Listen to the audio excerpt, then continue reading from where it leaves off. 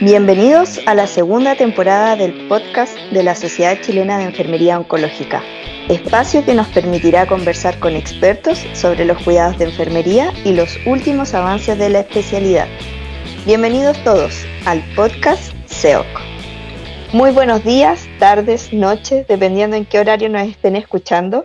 En nombre de la Sociedad Chilena de Enfermería Oncológica les damos la más cordial bienvenida y agradecemos sinceramente que nos acompañen en este nuevo episodio. El cáncer de cabeza y cuello corresponde a un grupo de tumores que afectan la cavidad oral, faringe, laringe, cavidad nasal, senos paranasales, glándulas salivales y otras estructuras de la región de la cabeza y el cuello. A nivel mundial se diagnostican más de 900.000 casos nuevos al año y se producen cerca de 450.000 fallecimientos o defunciones, lo que convierte en uno de los 10 cánceres más frecuentes del mundo. Además, su incidencia continúa en aumento, especialmente en algunos subtipos asociados a la infección por virus del papiloma humano, algo muy relevante.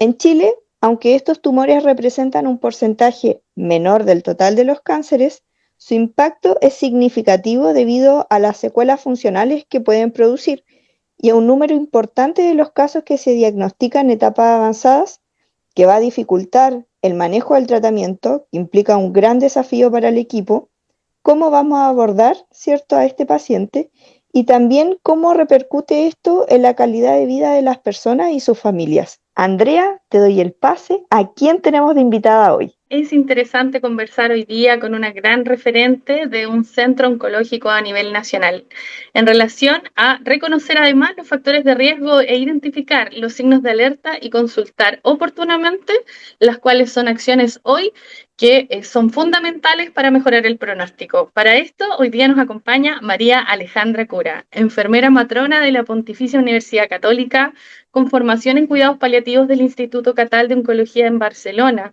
magíster en bioética de la UDD, enfermera del Instituto Nacional del Cáncer, donde se desempeña como coordinadora de docencia no médica del instituto desde el año 2014.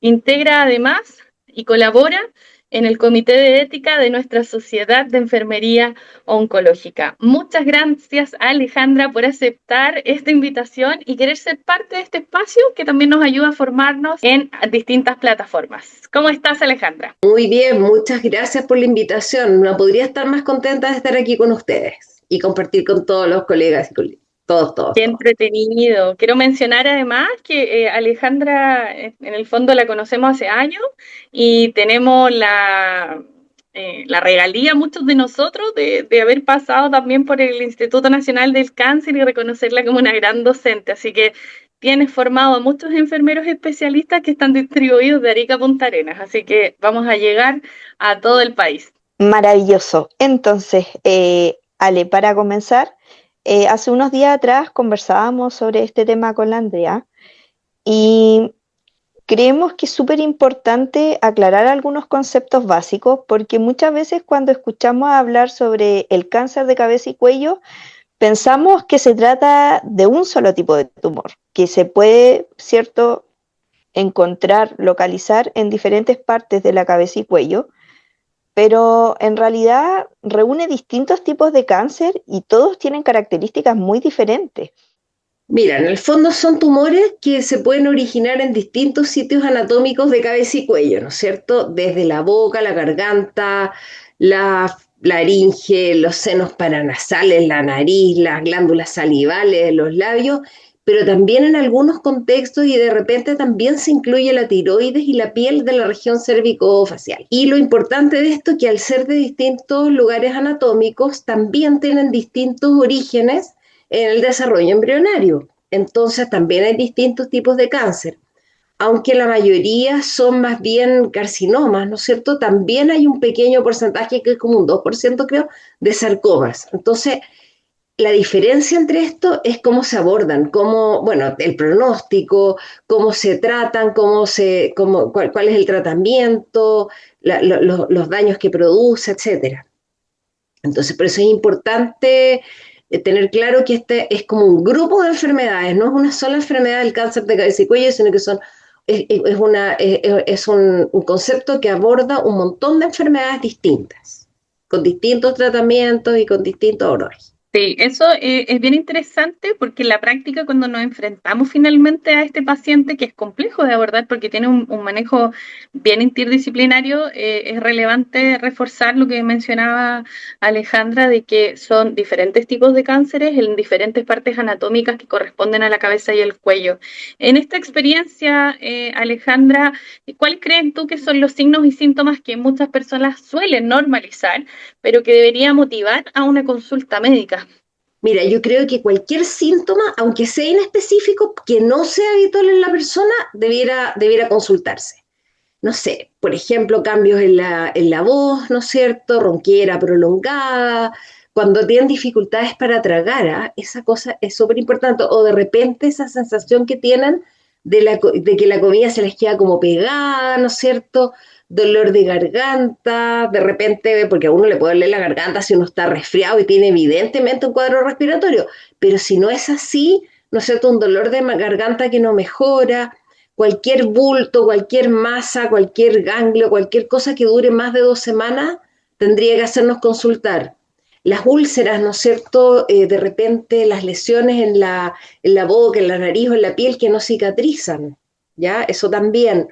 Los dolores de oído cuando uno no está con una otitis, o sea, y sobre todo si es persistente. De repente, cuando sienten obstrucción del conducto nasal o de la nariz, ¿no es cierto? Estos sangrados nasales repetidos o cualquier cambio, por ejemplo, no sé, pues si te miras al espejo y te ves asimétrico, ya no te ves como siempre, porque no somos simétricos. Bueno, ustedes saben que mientras más simétrico, más bello, dicen, pero bueno, no somos simétricos, es la verdad. Pero una simetría evidente tendría que ser, digamos, llamarnos la atención. Y lo otro que es algo que se da no solamente en el cáncer de cabeza y cuello, sino que en la mayoría de los cánceres, es la pérdida de peso sin causa aparente, que de repente los que somos obesos la desearíamos, pero no es buen signo, esa es la verdad. No es buen signo. Yo creo que Perfecto. Entonces, estos vendrían siendo las señales de alerta que toda persona tendría que tener presente. Por lo que tú nos comentabas, me hace mucho sentido también con el autocuidado de uno, porque, no sé, llevándolo esto, por ejemplo, a cáncer bucal, nosotros nos cepillamos los dientes a diario, ¿cierto? Pero realmente no nos damos mucho el tiempo para autoexaminarnos.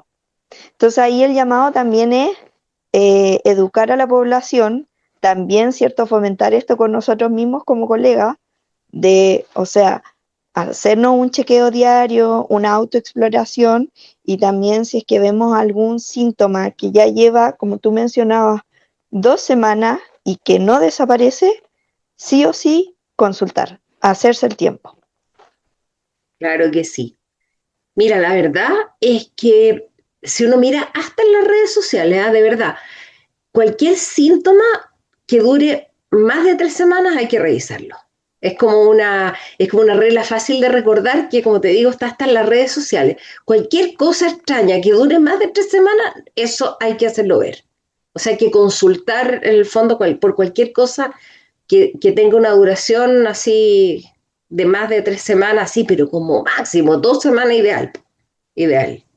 Y también esto de observarse uno mismo, que tú dices, tienes toda la razón, o sea, en el fondo, así como uno, que tenemos todos integrados, ¿no es cierto?, el autoexamen de mama, deberíamos mirarnos los dientes, las muelas, ¿no es cierto?, no esperar que uno le duela la muela, ¿no es cierto?, para ir al dentista, los controles, las limpiezas dentales y los controles como se dice, periódicos con dentista también son una forma de autocuidarse, yo creo, y de mirar esa zona. Porque los dentistas igual están entrenados o debieran estar entrenados en esto. Conversábamos además que la incidencia de este tipo de cánceres igual ha aumentado en estos últimos años. Y hay algunos factores de riesgo que yo creo que ya conocemos, de estos factores que muchas veces pueden ser modificables por las personas y están dentro del 40% de estos factores que van a prevenir los diferentes tipos de cánceres. Sin embargo, Javiera mencionaba al inicio que hay un factor de riesgo que ha tenido una mayor incidencia y es la aparición, o en este caso, la detección del virus de papiloma humano relacionado al desarrollo de los cánceres de cabeza y cuello. Cuéntanos un poquito sobre eso, a qué crees que se puede ver la incidencia y también obviamente en cómo esto afecta la aparición. Bueno, mira, evidentemente que los cánceres de cabeza y cuello, los principales, o sea, uno de los principales factores sigue siendo el tabaco, lamentablemente, para muchos de los tumores de cavidad oral, laringe y faringe. Si esto le agregamos, ¿no es cierto?, que el alcohol, ¿no es cierto?, que aumenta el riesgo y potencia los efectos del tabaco, eso es como lo principal. Ahora, respecto al VPH, o sea, el virus papiloma humano, también es como una causa clave en una fracción no menor de cánceres de orofaringe. Pero por otro lado, no nos olvidemos que hoy en día está dentro del programa de vacunación de los niños, ¿no es cierto?, la vacuna del VPH tanto en hombres como en mujeres, y yo creo que eso es una gran forma también de ayudar con eso, ¿ya? Pero van a pasar hartos años antes que veamos el efecto de esas vacunas, porque los niños que se han puesto las vacunas, todavía, digamos, no hace tantos años que los niños se ponen las vacunas. Yo, ponte tú, los sobrinos más chicos míos les tocó en el colegio, los mayores se la tuvieron que poner en otro momento, ¿te fijas? Yo tengo sobrinos alrededor de los 30 los mayores y un poquito más de 20 los menores. Entonces, está eso también. Ahora, otra cosa que también es importante, por ejemplo, en el cáncer de labio, la exposición solar, que uno de repente no la relaciona con cabeza y cuello, pero sí, porque de hecho uno se expone al sol porque uno anda, o sea, uno tiene que tener, no sé, por la vista descubierta, pero usar anteojos, usar gorro, ponerse bloqueador solar también ayudaría con muchos de estos tipos de cáncer. Y también, bueno, que de repente hay lesiones que son precancerosas y hay historia familiar de cánceres de cabeza y cuello, y a eso también hay que ponerle atención. Aunque esto es en menor medida, pero de todas maneras no hay que olvidarlo. No hay que olvidarlo. Perfecto. Y desde la mirada de enfermería, ¿qué aspectos de la evaluación clínica nos pueden ayudar a nosotros a diferenciar para favorecer un diagnóstico precoz? Mira, yo creo que nosotros a veces cuando vemos a nuestros pacientes, tenemos que hacer una valoración que sea más dirigida y sistemática, ¿ya? No quedarse solamente con que tenemos síntomas respiratorios, dolor de garganta, sino que explorar la persistencia de los síntomas, la evolución y la localización exacta de los hallazgos que tengamos, dónde le duele, cómo le duele, si tiene algún bulto, si tiene alguna lesión, ¿no es cierto? Entonces uno tiene que ir indagando de los síntomas que duren más de 2 o 3 semanas, lo que habíamos hablado, de los cambios de la voz, la odinofagia, la disfagia, la otalgia, la sensación de cuerpo extraño, las obstrucciones nasales, epistaxis, úlceras, bultos, toda clase. Y conviene también preguntarle a los pacientes por sus antecedentes, el tabaquismo, el alcohol, la exposición a VPH, ¿no es cierto? Porque esto nos orientan al riesgo y los sitios probables en que podría estar el tumor, ¿ya? Y qué tipo de tumor es. Entonces, una forma práctica de acordarse es decir, boca, voz, deglución, cuello, ¿no es cierto? Y hacer, que nosotros siempre hacemos nuestra valoración, pero muchas veces nos olvidamos del examen físico y uno tiene que examinar a sus pacientes. Yo siempre le digo esto a los alumnos, por ejemplo, los más de pregrado, que siempre hay que examinar a los pacientes y tengo miles de anécdotas respecto a eso cuando los colegas me dicen, oye, yo no sé qué le pasa a esta paciente. Le digo, ¿le examinaste? Le examinaste porque de repente tienen analgesias no adecuadas para las noxas que tienen, ¿se fija? Entonces, uno en el fondo tiene que, que fijarse y examinar a sus pacientes, siempre. Yo creo que es súper importante que la valoración sea completa y que uno además consigne, anote, acuérdense que lo no está escrito no está hecho. Entonces, dejar consignado, ¿no es cierto?, los cambios o los hallazgos que uno encuentra, porque además, ustedes no se imaginan, pero hay otros profesionales que trabajan en nuestro equipo de salud que a veces recurren a los registros nuestros porque los orientan mejor que los registros de sus propios colegas. Qué buen tips esto de que nos diste, de la voz, la dilución, el cuello, ¿cierto? Me parece como muy genial, muy académico también para que lo recordemos todo, que la importancia del examen físico bien segmentario en el fondo de cuando estamos sospechando de alguna lesión de cabeza y cuello, creo que es muy importante y hay que tratar de usar todas las herramientas disponibles. Pero te quiero hacer esta pregunta porque yo la pensaba harto. En esta experiencia ya yo trabajo hace 10 años en oncología y cuando nos enfrentamos a este tipo de paciente, que es un paciente que tiene un abordaje bien interdisciplinario, que es un paciente que desde lo que son sus tratamientos, en general son bien invasivos, les cambia totalmente la vida cuando los vamos a tratar en las distintas etapas, pero yéndonos un poco más a la época en este caso del diagnóstico. ¿Tú qué crees que suele retrasar el diagnóstico precoz desde el punto de vista también epidemiológico del tipo de paciente que consulta con un tumor, por ejemplo, de gran tamaño a nivel cervical, con una lesión evidente en la lengua o a nivel, ¿cierto?, de la cavidad oral o nasal? Uno tiende, ¿cierto?, a ver que estos pacientes consultan de manera un poco más tardía. ¿A qué crees tú que se debe esto? Yo creo que a la dificultad de reconocer que los síntomas pueden ser algo importante. Yo creo que en el fondo es un poco mecanismo de defensa, negación, ¿no es cierto? Que muchas veces los pacientes piensan, no sé, pues, que estos síntomas más iniciales pueden ser, no sé, pues, cosas como sin importancia o a lo mejor algún problema dental, por ejemplo. Dicen, ah, no, lo que pasa es que esta muela que tengo trizada, bueno, pero a lo mejor la muela la tiene trizada porque tiene un tumor debajo, pues. Podría ser, ¿no es cierto? Entonces, en el fondo, a veces las personas minimizan, ¿no es cierto? Y también los mismos equipos que los atienden, a veces los dentistas tampoco se dan cuenta, po, de repente, u otros profesionales que les toca atender, ¿no es cierto? Entonces, de repente también, por ejemplo, si un paciente tiene un dolor de muela, a veces se tapa de antiinflamatorio, ¿no es cierto? Y no consulta, se le quita el dolor y se olvida, po. Pasa mucho eso. Entonces, entonces cuando consultan ya la cosa está, ya cuando se asustan, ¿no es cierto? Digamos, ya a veces la cosa es un poco tarde.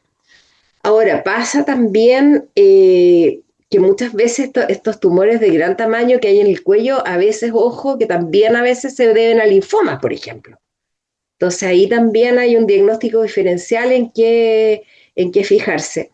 Ahora, de repente hay lesiones que son iniciales, que no son así como tan escandalosas o llamativas, por decir, a veces no duelen, a veces se confunden con aftas, con infecciones, con problemas dentales o los dolores de garganta. Por ejemplo, cuando uno tiene reflujo, de repente uno le duele la garganta cuando no has tenido la precaución de comer temprano, en fin, entonces de repente se confunden con otras cosas, ¿ya? Entonces a veces subestiman la persistencia de los síntomas, ¿ya? Entonces a veces también cuando no hay una evaluación más dirigida, ¿no es cierto?, a la zona cabeza y cuello puede pasar. Ojo, ¿no es cierto? Yo creo que es súper importante educar a los pacientes y decirles que cualquier síntoma que llegue más de 2 o 3 semanas, como decíamos, hay que evaluarlo, reducir, ¿no es cierto?, lo que es la automedicación, y en el fondo si hay un dolor, el dolor tiene que tener una explicación. O sea, yo no digo que no se tomen el antiinflamatorio, a lo mejor se lo pueden tomar si están con mucha molestia, pero que eso no impida que consulten, ¿no es cierto?, al profesional adecuado, ¿no es cierto? Y también, ¿no es cierto?, fortalecer a lo mejor que la gente de atención primaria, sobre todo médicos, odontólogos, enfermeros, ¿no es cierto?, sospechen. Fíjense que nosotros tuvimos estamos todavía terminando ya el estudio, viendo en el fondo un estudio que mide el acceso desde la atención primaria a los niveles secundarios y terciarios en cuanto al cáncer, a la consulta. Y ahí uno de los descubrimientos de este estudio es que en la atención primaria no sospechan el cáncer. Y uno dice, ¿cómo no sospechan el cáncer si en este minuto es primera causa de muerte en Chile? Entonces, ¿cómo no lo sospechan? Pero no lo sospechan. Entonces, bueno, la intervención que se hizo acá es una ruta rápida por un lado y por otro lado, educar a la gente de la atención primaria en la sospecha del cáncer. Y para eso han estado pasando tanto por el nivel secundario nuestro, que es el Hospital San José, como por el instituto, y han tenido clases con los oncólogos, y ha sido bien bonita la experiencia. Pero así como han participado los médicos, van a tener que participar también los otros profesionales. ¿Te fijan? Entonces, bueno, también en la medida que ellos sospechan van a acelerar la derivación, ¿no es cierto?, ante un bulto, una masa cervical o un cambio a la voz o disfagia o una úlcera que no cicatrice. Y lo otro que yo creo que también, pucha, las redes sociales sirven para tantas cosas negativas, también tienen que servir para lo positivo. También tienen que servir para que la gente esté en alerta en relación a las cosas que tienen que ver con su salud, a ir aprendiendo, me parece a mí, que podemos aprovechar esa herramienta que es importante y que es, como yo me acuerdo, un humorista que decía cuando yo era chica, ustedes no existían, que decía, la televisión penetra. Bueno, hoy en día lo que penetra son las redes sociales, así que hay que aprovecharlas. Exacto. Me parece que tu respuesta fue muy completa, Ale, y abarca varios temas súper interesantes que ojalá, idealmente, podamos seguir profundizando en otra instancia, como lo que nos mencionabas de la atención primaria en salud y por qué, ¿cierto?, estamos llegando tarde aún a esos pacientes. Pero ahora yéndonos más a estas lesiones iniciales, dentro de tu experiencia, ¿cómo impacta un diagnóstico temprano en las posibilidades de tratamiento, de recuperación y de calidad de vida de este paciente con cáncer de cabeza y cuello? O sea, partamos de la base que mientras más rápido se diagnostique y se trata un paciente, más posibilidades tiene de sobrevida va a tener. Y no solamente sobrevida, sino que también mientras más pronto se trate, va a tener tratamientos que sean menos agresivos, va a tener menos secuelas, no solamente funcionales, sino que también emocionales, menos miedo, ¿no? El hecho de tener mejor pronóstico genera menos miedo, ¿no es cierto? Les diría que en el fondo detectarlo a tiempo cambia bastante el pronóstico, ¿ya? Eh, de hecho, en algunos escenarios, mientras más precoz el diagnóstico, se puede llegar a una curación también, incluso cercana al 80%, si uno lo detecta a tiempo. Y eso se va reduciendo a medida que el tumor es más grande y más invasivo. Entonces, obviamente que en el fondo no solamente se trata de vivir más, sino de vivir mejor. Mientras menos secuelas, tratamientos menos agresivos, mejor calidad de vida, mejor posibilidad, pucha, de conservar la voz, de poder deglutir, de poder hablar. Acuérdense que de repente algunos tienen que usar una laringe electrónica, por suerte cada vez menos, ¿ya? O sea, lo que yo veía cuando recién llegué al instituto es que le sacan la laringe completa. Hoy en día todo ha ido cambiando, pucha, hay otras herramientas, pero también sabemos, ¿no es cierto?, que un paciente irradiado a la zona de cabeza y cuello puede perder el gusto, el olfato, ¿no es cierto? Y entonces, bueno, también un paciente que tenga menos secuelas tiene una mejor función social, ¿no es cierto? Y también más posibilidades laborales, porque también estos pacientes que les falta un pedazo de cara, hoy en día la gente no, digamos, a pesar de que estamos mucho menos discriminadores que en el pasado, la gente igual la miran en la calle, igual es un tema.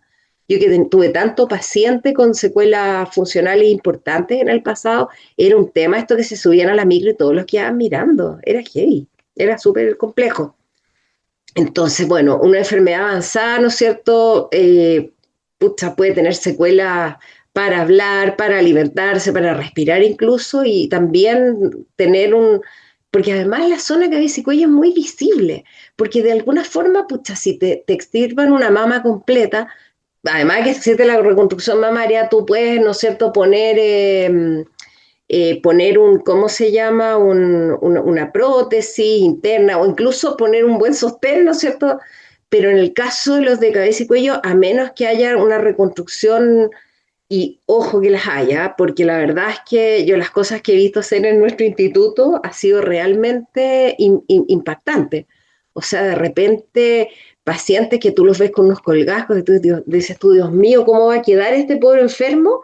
Y resulta que después le hacen unos ajustes por aquí, por allá, lo irradian y queda la cara súper decente. Entonces, bueno, también está eso, pero también hay que pasar por el proceso.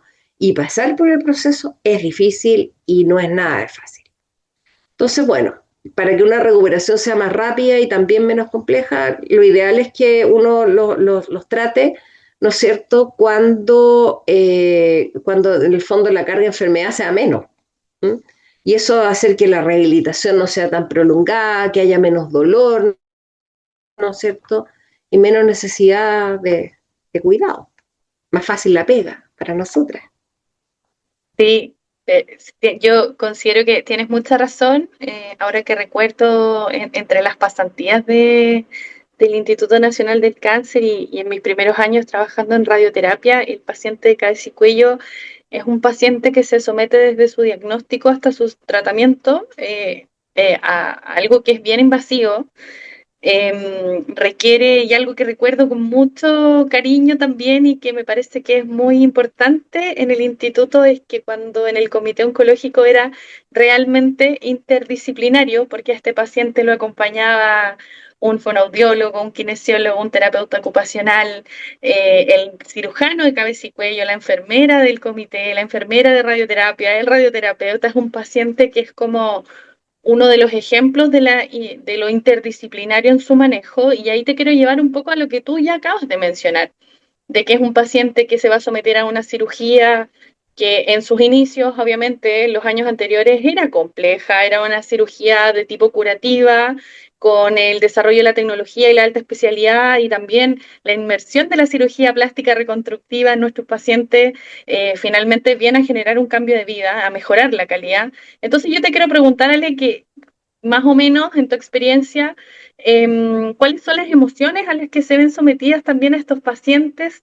ya que hay trastornos físicos, hay trastornos fisiológicos, como tú bien mencionas? Muchos de ellos tienen que usar a lo mejor una gastrostomía, vamos a tener dificultades de dilución, depende mucho del tipo de tratamiento, se van a someter a cirugías de prolongada data también dentro del pabellón, a una recuperación prolongada, al evento adverso asociado a una toxicidad probablemente crónica, producto de la radioterapia, etcétera. Pero desde lo emocional y como equipo de salud, como enfermera obviamente del área, ¿cuáles crees que son las necesidades emocionales a las que se ven enfrentados estos pacientes?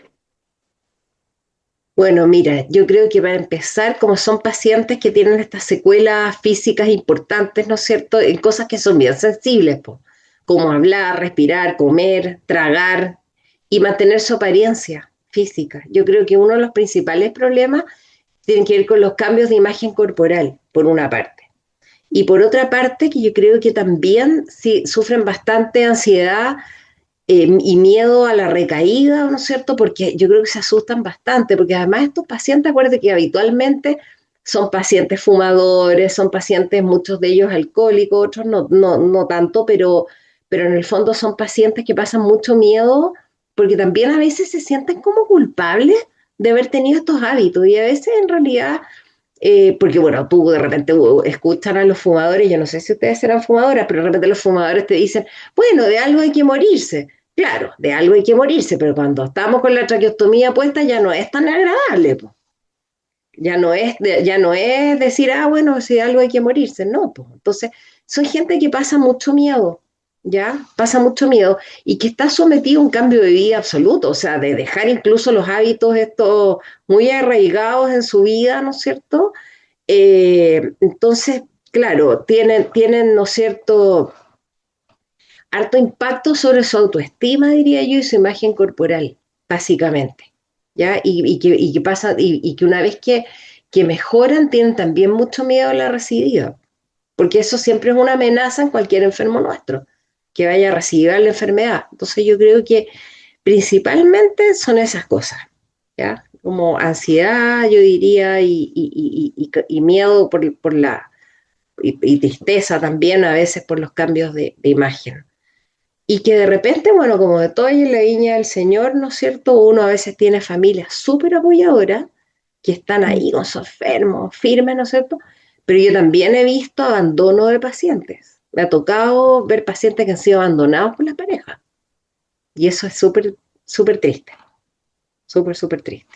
Es triste y duro también porque ¿Sí, po? independiente que uno tenga una relación terapéutica con esos pacientes, eso no, o sea, si no tenemos compasión con una situación así, eh, o sea, la compasión es la esencia de la enfermería y sobre todo de la enfermería oncológica. Me parece súper interesante también esa respuesta que nos acabas de dar y en el marco también de este Día Mundial del Cáncer de Cabeza y Cuello, ¿qué mensaje, Ale, te gustaría dejarle a la población Y también a tus pares, tus colegas, enfermeros. Lo más importante es que nosotros como enfermería participamos en todas las etapas del ciclo de atención, en todas. Y nos relacionamos con todos los otros profesionales que intervienen en este proceso de atención. En el fondo, a mí me carga cuando nos dicen, es que ustedes son como las dueñas de casa, me carga. Pero la verdad es que nosotros coordinamos las atenciones, que no es lo mismo que ser dueña de casa, pero en el fondo participamos y todos los profesionales al final se relacionan un poco a través de nosotros, diría yo. Porque nosotros somos como lo estable que tiene el paciente, porque el kinesiólogo viene, va, ¿no es cierto?, el terapeuta ocupacional, la nutricionista, el fonoaudiólogo, que es importantísimo para los pacientes cabeza y cuello. Bueno, el médico es un poco más estable, pero los que estamos ahí somos nosotros y nuestros TENS, yo diría. ¿No es cierto? Entonces nosotros, como participamos en toda la etapa del ciclo de atención, vamos desde la promoción y la prevención, donde obviamente que la educación en relación a los factores de riesgo como el alcohol, el tabaco, la higiene, los factores protectores, ¿no es cierto?, como la vacuna del VPH. Si alguien le pregunta a uno, ¿no es cierto?, obvio que si tienen la posibilidad de ponérsela y no está en el programa de vacunación, pues ojalá se la pusieran. Los signos de alarma, la consulta precoz, todas son cosas que nosotros podemos prevenir. Y aunque estemos en nuestra atención terciaria, yo la verdad, bueno, he estado casi siempre en hospitales terciarios, ¿no? Uno igual a veces puede hacer esta promoción y prevención con los familiares que van con los pacientes. ¿Mm? Entonces, bueno, en la sospecha, ¿no es cierto?, la derivación oportuna y especialmente lo que les decía yo, nuestros colegas que hacen los EMPA en la atención primaria. Imagínense qué importante que de repente el EMPA tiene toda una metodología, ¿no es cierto? Eso está generalmente en la ficha electrónica del consultorio. Hemos estado en conversaciones para ver si en ese EMPA hay algún módulo como que oriente hacia los temas oncológicos. Sería como súper bueno. Ahora, eso ya hablando, digamos, antes de que el paciente esté diagnosticado. Pero una vez que está diagnosticado, cuando ya estamos en el tratamiento, pucha, a nivel quirúrgico, la preparación, las valoraciones, la detección de las complicaciones de la traqueostomía, mantener vivos los colgajos, los injertos, prevenir infecciones, mantener el manejo de los drenajes, las curaciones, y siempre, siempre, siempre la educación, el soporte, la contención y poder involucrar a la familia. Acuérdense que los dueños del paciente es la familia, no, aunque a nosotros a veces los queremos tanto que quisiéramos que fueran nuestros, pero no son nuestros, son de la familia. Entonces la familia es la que tenemos que educar. En radioterapia, la educación, la valoración continua, el manejo en la radiodermitis, de la gastrostomía, de las traqueostomías. Pucha, y en la quimio, además de la administración y la educación al respecto, la atención a los efectos colaterales y los efectos adversos también, porque somos nosotros los que primero los vemos. Y bueno, no podría dejar los cuidados paliativos afuera porque ustedes saben que yo soy paliativista, así que no podría. Yo creo que ahí educar a la familia en los cuidados, en la prevención y el manejo de complicaciones a la enfermedad, las secuelas del tratamiento, pucha, y acompañarlos, estar con ellos, ¿no es cierto?, darles soporte, solucionar las dudas, que sientan que estamos ahí con ellos, ¿no es cierto? La abogacía, que no se nos olvide, que al final el paciente lo defendemos nosotros de tantas cosas a veces. Estamos en todas. Sí, resumiendo la respuesta de la Ale, entonces sería, tienen que recordar los colegas, trabajo en equipo, prevención y promoción, educación, educación y educación, ¿cierto? Exacto. Y cualquier síntoma que dure más de 3 semanas, consultar, siempre. Exacto. Perfecto. Y no olvidar el cuidado, el apoyo emocional y la atención a los detalles. Obvio, qué bonito. La emocionalidad aquí es bien importante. Pero pongámonos un poquito más enfermeras, así de estas enfermeras pasionales que hemos descubierto que somos la enfermera oncológica, y eduquemos también a todos los colegas a los que va a llegar este podcast. Si hoy día pudiésemos ponernos un poquito más rigurosos en nuestro autocuidado, Ale, ¿qué acción deberíamos hacer a contar de hoy para ayudar a prevenir o a reconocer alguna lesión en relación a los tipos de cánceres de cabeza y cuello? Hoy día, antes de acostarme, cuando vaya a cepillarme los dientes, qué sé yo, ¿qué me recomendarías? Bueno, yo creo que me van a odiar, ¿eh? Me van a odiar, pero yo creo que hay que dejar de fumar. Sorry, pero yo creo que esa es una de las primeras formas, digamos, de prevenir. Bueno, moderar el alcohol, yo no digo que dejemos de tomar un traguito de vez en cuando, porque O sea, estamos en un país que tiene un vino increíble de bueno, ¿no es cierto? Y bueno, y otros alcoholes súper buenos también, ¿no es cierto? Pero moderando el alcohol y en el fondo dejando de fumar, fomentar otros hábitos saludables y conductas de autocuidado. Yo creo que nosotras como enfermeras tenemos que predicar con el ejemplo, lo cual igual es heavy predicar con el ejemplo, ¿no? Porque en el fondo, entonces, claro, si yo no me lavo los dientes a la rápida y no me preocupo, ¿no es cierto?, de que queden bien limpios, bien cepillados, ¿no es cierto?, de mirar, de no tener lesiones, de no hacer mis controles dentales, eh, por lo menos, al menos un par de veces al año, diría yo. Yo personalmente soy media fanática y voy cada 4 meses al dentista porque me carga el sarro, pero ese es otro tema, un tema personal, digamos. Yo voy como cada 4 meses a mi dentista. Cuando me dice, te veo en 8 meses, no, en 4, le digo yo. Somos bien amigos, nos conocemos hace muchos años. Se fijan, y en el fondo, ya saben, cualquier cosa extraña que uno tenga, consultar.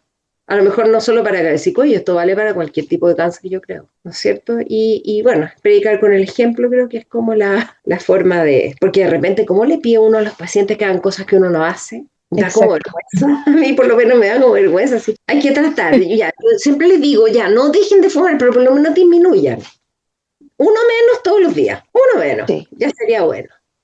No, pero siempre es importante reforzar las conductas de buena salud y como tú bien dices, quizás llegamos a alguien y de a poquito vamos generando conciencia en cadena eh, ya lo mencionamos, el tabaco es uno de los factores principales en general para la aparición de este tipo de cánceres, pero estoy de acuerdo contigo que muchas veces uno se tiene que hacer responsable de su salud para cuidar a otro. Finalmente, si uno está muy bien, va a poder predicar con ejemplo, también conversar y concientizar. Yo quiero quedarme más con la concientización porque claramente cada uno tiene que hacerse cargo de su autocuidado. Así que me parece un excelente consejo el ir disminuyendo el tabaco y también obviamente poder algún día alejarse de ese mal hábito. Ale, en nombre de la Sociedad Chilena de Enfermería Oncológica, agradecemos sinceramente que hayas aceptado nuestra invitación por compartir tu experiencia, conocimientos y también a todos nuestros oyentes por acompañarnos en esta instancia. Esperamos que esta conversación haya reforzado la importancia de la prevención, el reconocimiento de los signos de alerta y el diagnóstico oportuno del cáncer de cabeza y cuello. Y sobre todo también reforzar, ya lo habíamos visto antes sobre cáncer de piel, o sea, la valoración, el examen físico es tan importante que de repente en el pregrado, se ve algo como tan cierto rutinario, ya bueno, pasemos luego a la parte de los procedimientos, pero es tan importante y sobre todo acá nosotros viéndolo en enfermería oncológica con las cifras que tenemos mundialmente y también acá en nuestro territorio nacional. Así que André, no sé si es que quieres agregar alguna otra palabrita. Oye, sí, a mí me gusta como siempre hacer un resumen. La idea es que sensibilicemos sobre los principales factores de riesgo que ya hemos conversado hoy día con la experta que es Alejandra, que tiene que ver con el consumo del tabaco, el alcohol y en este caso también la infección por el virus de papiloma humano. Fomentamos también que nuestros usuarios, los pacientes, los familiares en general, las personas con sospecha puedan consultar de manera temprana ante signos de alarma y mejorar el acceso a tratamientos oportunos. Y como agarrándome un poquito del hilo de lo que tú mencionabas, qué importante lo que nos dejó, a mí me quedó como bien grabado algunas claves de cuando nos estemos, ¿cierto?, valorando a nuestro paciente en este momento de examen físico. La Alejandra nos recordó que era importante evaluar la boca, la voz, la deglución y el cuello para hacer una buena pesquisa de este tipo de diagnósticos. Así que yo feliz de haber recordado viejos tiempos de este gran Instituto Nacional del Cáncer, un centro de referencia en el manejo integral de también los cánceres de cabeza y cuello, donde tuve el honor de poder conocer cómo trabajaba el Comité Oncológico Interdisciplinario, el rol de la enfermera especialista, que es muy importante, que tiene que saber todo lo que nos mencionó la Ale también en relación a los cuidados en las distintas fases de este tratamiento. Así que feliz y agradecida. Siempre es bueno recordar este tipo de patologías que es tan compleja de abordar desde el diagnóstico hasta los cuidados paliativos, como comentó Alejandra. Así que espero que te hayas sentido muy cómoda y que en el fondo hayamos logrado transmitir mensajes importantes que nos escuchan a través de SEOC. Muchísimas gracias por la invitación, por tener la oportunidad de compartir con todos los colegas y con toda la comunidad de este importante tema. Este es el podcast de la Sociedad Chilena de Enfermería Oncológica, que se realiza en colaboración de Visible World. Te invitamos a compartir este programa y a estar atentos a nuestros próximos episodios. Saludos y muchas gracias por escucharnos.